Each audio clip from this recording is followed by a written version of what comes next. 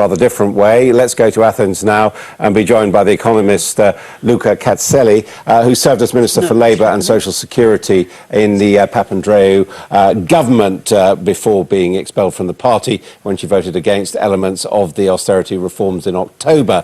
She's also director of the OECD in Paris. Thank you very much indeed for joining us. Do you think it's sustainable for Greece to carry on in the Eurozone as it is at present?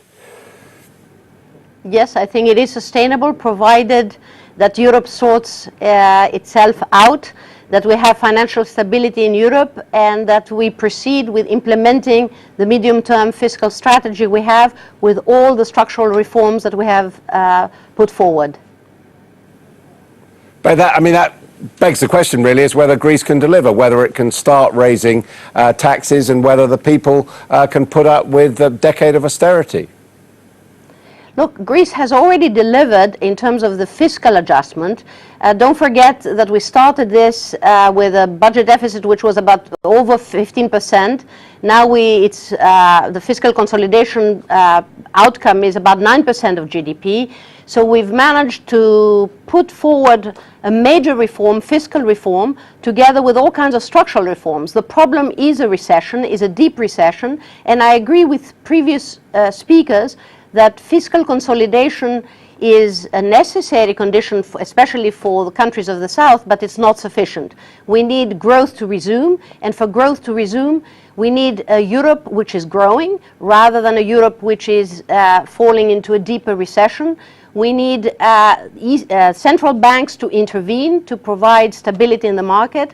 We need reforms in terms of financial sector, so that we can have rules of conduct for financial markets, for credit agencies, and we need some control over tax havens which are unregulated. So the package is much more than a fiscal compact. The fiscal compact is one element of this package, but for Europe to put its house in order, it needs actually a pro-growth agenda and a pro-employment agenda. And what about democracy? I mean, Greece invented the stuff. You haven't got much of it now, have you, with a technocratic government? Well, I'm worried as well about the delegitimization, if you want, of democratic processes.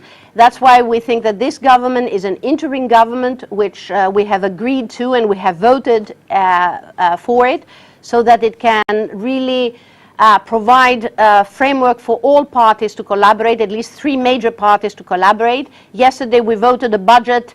258 parliamentaries voted this budget.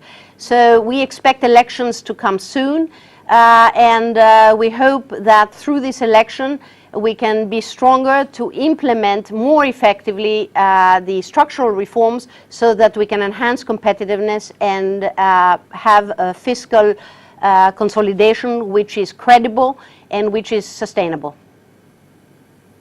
Thank you. And finally to Rome.